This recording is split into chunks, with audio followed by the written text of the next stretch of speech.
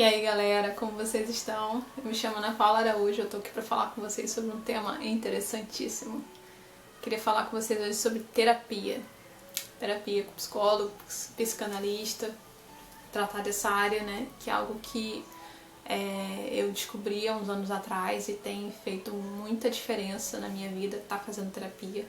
E eu sei que existem muitas pessoas que têm preconceito, têm dificuldades e bloqueios nessa área, eu também tinha. Mas destravar tudo isso foi muito importante e eu colho os frutos disso até hoje. Então eu queria estar falando com vocês também sobre isso, para que se você tem algum problema, tem alguma dificuldade, algum bloqueio sobre isso, que isso venha a ser destravado, né? Em nome de Jesus, né, gente?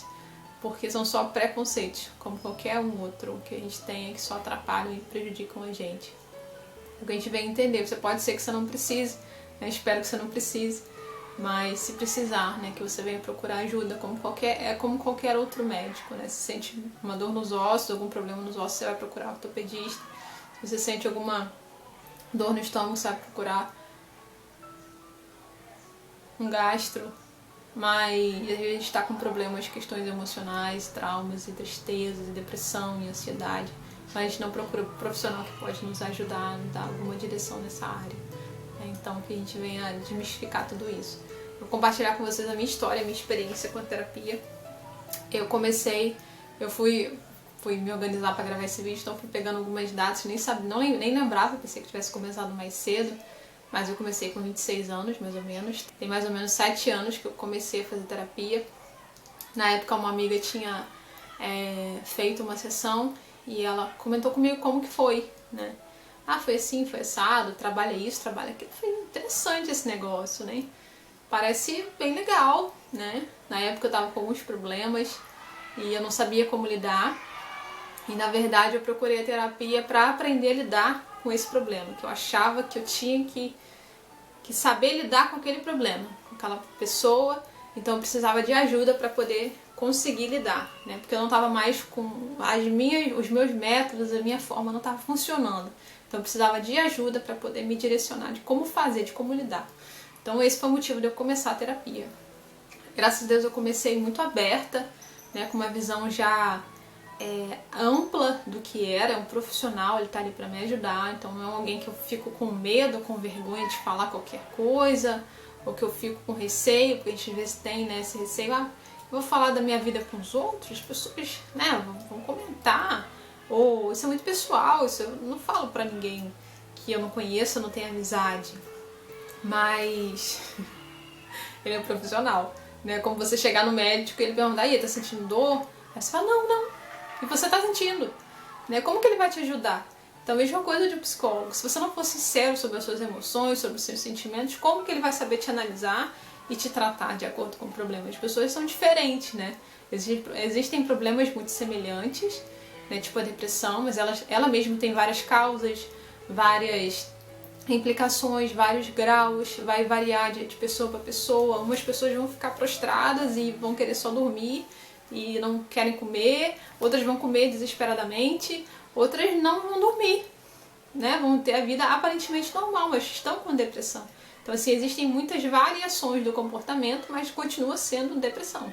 Então assim, é necessário um diagnóstico, é necessário uma sinceridade. E a pessoa não entra dentro de você e faz um exame, né, e descobre que o seu fígado está com um problema, está com gordura, ou que o seu estômago tem uma gastrite, né, de acordo com o exame. É uma coisa de conversa, de análise, de comportamento, de vida, de histórico, de passado, de relacionamento com família.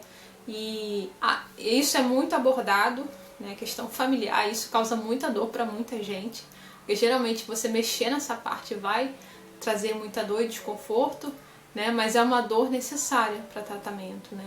É como se você pegasse uma ferida hiperinfeccionada e não quisesse limpar ela, né? É necessário que se limpe, é necessário que se abra, que se tire o excesso de sujeira, de células mortas, é necessário que se mexa. E isso vai causar dor, não tem como. Mas é uma dor para curar, é uma dor para te ajudar, para que essa ferida cicatrize e não doa, não infeccione, não te atrapalhe, não te limite mais.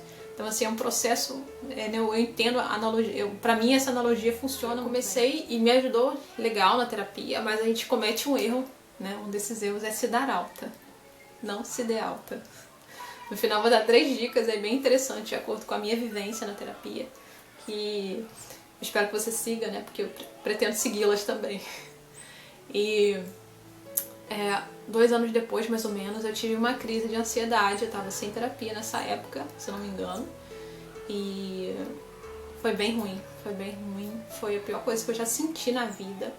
Questão de trauma, de tristeza profunda, né? Num momento só. E foi muito impactante pra mim. Em breve eu vou gravar um vídeo sobre isso, porque eu acho que vale a pena. Eu não tenho síndrome de pânico, mas sei que é uma das possibilidades de uma ansiedade muito forte não tratada. Ela muitas vezes desencadeia para o síndrome do pânico. E não chegou a ser isso, mas foi muito ruim pra mim. Era uma aflição no peito, uma coisa muito aqui assim, nessa área. É um peso e uma culpa muito grande, porque a culpa era um problema que eu tinha, só que ele meio que ficava debaixo do tapete. Era um problema gigantesco, mas eu conseguia controlar de certa forma. Mas nessa crise, né, houve uma ruptura interna que eu não consigo explicar para vocês, em que tudo desmoronou. Tudo que eu acreditava, tudo que eu idealizava, que eu gostava, perdeu o sentido naquele momento. Eu não sei explicar por que isso aconteceu, mas foi muito de repente. Então por isso que foi muito desgastante para mim, foi muito rápido. Então eu não tinha fome, né? Eu simplesmente não sentia mais fome, não sentia, né? Eu tenho um pouco de gastrite, então a dor, né, tá ligada à minha fome. Então se eu sinto um pouquinho de dor no estômago, eu sei que eu tô com fome. E eu sempre comi muito bem, eu sempre gostei muito de comer, né? Tenho pratos que a gente sempre gosta, a gente sempre, né, quer comer e tal. E nesse momento eu perdi simplesmente a fome. Foram dias, semanas mal, mas os primeiros dias foram os piores, assim, ela foi se extinguindo com o tempo, né? Demorou para poder passar mais, assim, mas o primeiro impacto foi bem negativo. Eu não conseguia comer direito, eu comia porque eu sabia que tinha que comer. Senão tem que comer isso aqui, porque senão eu vou desmaiar, vou morrer assim, de fome, não sei. Perdi algum peso, assim, acho que 2 ou 3 quilos em uns dias, foi muito rápido. Porque eu tenho facilidade em perder peso também por causa da minha genética. Então eu não sentia fome, eu não conseguia fazer as coisas direito, eu fazia obrigada. Eu sentia um descontrole interno muito grande. A minha sensação é que eu ia perder o controle. É que eu não controlava mais as minhas emoções, os meus sentimentos, eu achava que eu podia fazer alguma besteira a qualquer momento sem eu querer. Foi uma sensação horrível. Para quem tenta controlar tudo, para quem tenta controlar o ambiente, a circunstância e tudo, a sensação de perder o controle é muito angustiante, né? Porque parece que você não tem mais referência alguma, parece que você não tem controle mais sobre nada, né? E essa sensação causa um desgaste terrível, foi terrível para mim. Então eu passei dias assim, eu só conseguia orar. A única coisa que ficou de toda essa estrutura, de tudo que eu gostava, tudo que eu tinha prazer em fazer, a única coisa que ficou foi o Senhor. Então eu me agarrei nisso, foi Deus, eu falei, Deus, me ajuda. Eu só conseguia orar, eu fazia jejuns, né, um atrás do outro, porque eu já não tinha fome mesmo. Eu falei, não, eu preciso melhorar, e é só isso que eu pensava. Eu não quero mais isso. Por que que isso aconteceu?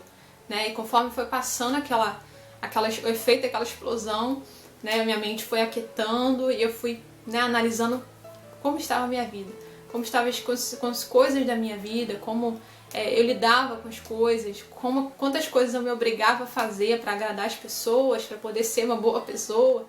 Então eu comecei a fazer uma varredura, deixar relacionamentos, deixar convivência com pessoas, deixar de fazer coisas, de estar com pessoas, de me obrigar a fazer algumas coisas. Eu já vinha num processo de mudança, eu tinha largado meu segundo concurso público já, e eu estava há uns meses trabalhando como autônoma, com artesanato, e eu estava bem feliz até nessa área. Só que é um processo desgastante, né, assim, de ruptura, então isso causa muito desconforto, você fica meio fora de sintonia com o resto do mundo, né, que fala que você tem que ter um emprego fixo, você tem que ter uma renda, não sei o quê. Então, depois dessa crise, né, eu comecei uma reestruturação. Então foi a coisa mais dolorosa e difícil que eu passei, mas foi a melhor coisa que aconteceu na minha vida, porque deu oportunidade para que eu saísse da inércia, saísse da paralisia que a minha vida vivia, da mediocridade que vivia. Então, minha vida continua e até hoje, né, eu tento sempre me analisar e perceber o que está acontecendo, o que eu estou fazendo demais, o que eu estou forçando a barra, o que eu estou me obrigando a fazer para poder... o que eu estou me obrigando a fazer de forma errada. Então começou uma série de mudanças na minha vida. Eu acredito que eu tenha tido um episódio de depressão nessa época. Eu logo voltei para terapia para poder tentar ajuda. É uma crise e eu tenho que, né, tentar lidar com isso, porque é emocional. E né, a minha terapeuta na época, psicanalista, eu gosto muito dessa área também. Foi me ajudando, as sessões foram passando, as coisas foram voltando pro lugar e foram acontecendo mudanças na minha vida, com a sensação sempre, eu não quero que isso aconteça nunca mais. No que depender de mim, isso não vai acontecer de novo. Então eu venho, né, tem 4 anos isso, um pouco mais de 4 anos, e minha vida tem sido uma mudança contínua e eu fico feliz, né. Há uns anos atrás eu me assustava, né, de tanta coisa mudando. Hoje eu fico feliz e eu já acostumei, porque eu acho que a minha vida é uma constante mudança, né, vai ficar assim o resto dela, né, acredito. E eu tô satisfeita hoje com isso. E é uma coisa muito nova toda vez, né.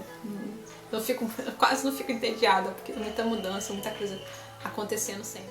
E aí você vai melhorando, você vai passando, tarará, e aí você se dá alta de novo. Foi assim que eu fiz de novo.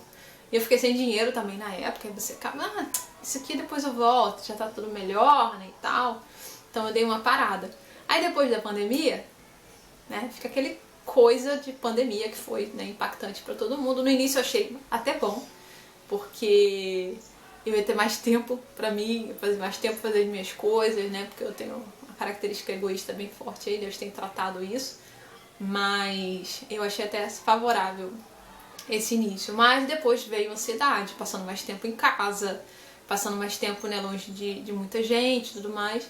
Então começou a aflorar de novo, eu dar uma piorada na ansiedade. Então eu retomei a terapia com uma outra psicóloga que tem me ajudado muito, tem sido uma bênção na minha vida. E assim, gente, eu indico muito a terapia, ajuda demais. Deus está em primeiro lugar. Tem coisas que só Ele vai conseguir tratar, só Ele vai conseguir entrar na nossa alma, coisas de traumas, angústias muito profundas, terapia nenhuma consegue tratar. Mas se você confiar em Deus, você depositar sua esperança, sua expectativa no Senhor, aliada à terapia, aliada à psiquiatria, que muitas vezes precisa, ou a medicamentos, que muitas vezes precisa, isso é uma realidade. Não pense que isso é coisa de doido, que é coisa de maluco. Eu vi uma coisa uma vez e eu guardei isso, né? A gente toma remédio, a gente faz terapia, a gente vai no psiquiatra pra não ficar doido. Porque quando você já ficou doido, você só interna, você só vive. Toma medicamento ali pra você ficar calmo, não agredir ninguém, mas você só vive, né? O doido, ele não vai fazer terapia, ele não vai tratar determinadas coisas, já enlouqueceu. Então não tem muito o que fazer, né? Eu acho, né? Não sei, né, gente? Quem sabe da área melhor pode dizer. Mas assim, essa é a perspectiva que eu tenho. Então a gente faz isso, faz todos esses tratamentos, é pra não enlouquecer. Porque pode chegar num ponto que você perca realmente o controle, que você não saiba realmente o que fazer e aquilo pode causar um dano cerebral muito alto, porque é muita carga de estresse, é muita carga de hormônios, de substâncias que às vezes são tóxicas para o nosso organismo quando fica durante muito tempo. Como o estresse, ele é necessário e útil para pontos específicos, para ocasiões específicas. A gente não pode ficar o dia inteiro estressado, a semana inteira, o mês inteiro e o ano inteiro. Vai causar danos na nossa vida, a mesma coisa, né, de você estar ansioso, estar nervoso, estar paranoico, isso vai gerando outras coisas, seu corpo vai sobrecarregando, isso vai gerando disfunções no corpo, vai gerando doenças no corpo. Isso é muito sério, muito real. Então assim, que você venha procurar ajuda. Se você percebeu que tem alguma coisa, procure ajuda, procure orientação, procure referências de um bom psicólogo, né? Antes eu achava que era ótimo qualquer psicólogo, mas hoje eu sei que tem muitos que têm linhas complicadas de trabalho, que podem muitas vezes prejudicar a pessoa, pode estabelecer uma relação de dependência, né, do psicólogo e paciente. Isso não é legal, né? O tratamento é como qualquer tratamento, né? Você vai para procurar ajuda, para estar melhorando, tratando áreas problemáticas na sua vida, ou questões, e depois você vai ficar bem, né?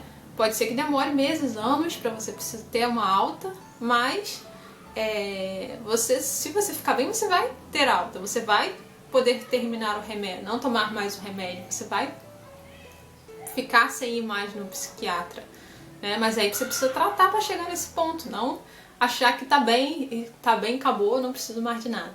Não é assim, né? A gente precisa de ajuda muitas vezes, precisa buscar ajuda especializada para essa área. E Deus que enviou essa essa psicóloga e tem sido uma bênção na minha vida, né? Tratado várias questões, relacionamento principalmente com meu pai, que é uma área era uma área bastante sensível, né? E Deus tem operado de forma poderosa, né? O agir de Deus, a operação do Espírito Santo, né, em conformidade com a terapia, tem feito coisas maravilhosas na minha vida, assim. Ela vai te dando orientações e você vai, né, entendendo, você vai sabendo discernir a coisa e vai trabalhando naquilo e Deus vai fazendo a parte dele, né? Porque a gente não pode achar que Deus faz tudo, a gente senta e espera. Deus, cura aí minhas emoções e senta. Não é assim, tem coisas que precisam de processos. E esses processos demoram, esses processos muitas vezes são dolorosos, esses processos muitas vezes vão gerar enfrentamento, vão gerar dores, vão gerar desconforto. A gente precisa passar por eles para poder, né, alcançar o resultado, alcançar a cura naquele ponto. Então, assim, foi muito difícil inicialmente com meu pai, mas assim, como Deus operou, como Deus tem transformado e curado essa área na minha vida. Relacionamento com outras pessoas, sempre tive muita dificuldade, uma personalidade fechada, uma personalidade mais egoísta, mais que guarda tudo, que sofre demais. Então, assim, Deus tem operado de forma maravilhosa, né, através da terapia também. Nunca tomei remédio porque as psicólogas, psicanalistas que eu tive, nunca indicaram remédio. Mas eu de vez em quando eu pergunto, o que você acha?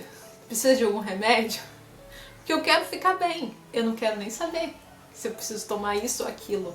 Eu quero estar bem. A gente sabe como fica numa crise, a gente sabe como fica quando está desesperada, quando a ansiedade vem, você perde o controle, você não consegue estar com as pessoas, você não consegue estar no lugar, você entra num desespero interno terrível, que você não sabe o que fazer.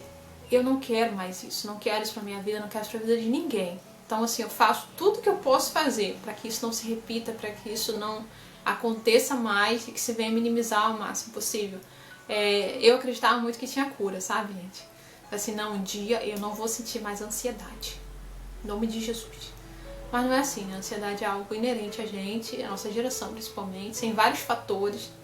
Pode ser hormonal, pode ser alguma coisa, outra coisa orgânica no corpo, pode ser questão dos traumas, pode ser insegurança, pode ser muitas questões. Então, assim, a gente vai tratar todas elas para que isso fique o melhor possível, né? Para que você aprenda a lidar com a ansiedade, com as crises, com os problemas, com as dores, porque é muito fácil você estar bem da ansiedade quando tá tudo bem, mas quando tem um problema, quando alguma coisa desaba, aí ela estoura, né? Porque você não consegue lidar, a ansiedade vem e arrebenta. Então, assim, a gente começa a aprender a lidar melhor com isso, né? E o que tem sido primordial nessa questão específica da ansiedade na minha vida é a confiança em Deus, né? Porque quando vem um problema e você acha que você é o único que pode resolver, e você olha pra você e vê que você não consegue, você não tem capacidade, você desespera na hora. Porque você vê e tem a convicção de que é impossível para você sozinho. Mas quando você vê e você olha para Deus, Senhor, isso aqui tá bravo o negócio aqui, mas eu sei que o Senhor tem poder. Eu sei que o Senhor pode. Eu sei que o Senhor me guarda, eu sei que o Senhor me ama e isso não está acontecendo por acaso. Então, me ajuda a lidar com isso. Ou o Senhor bota a mão e trata isso, tira isso do meu caminho.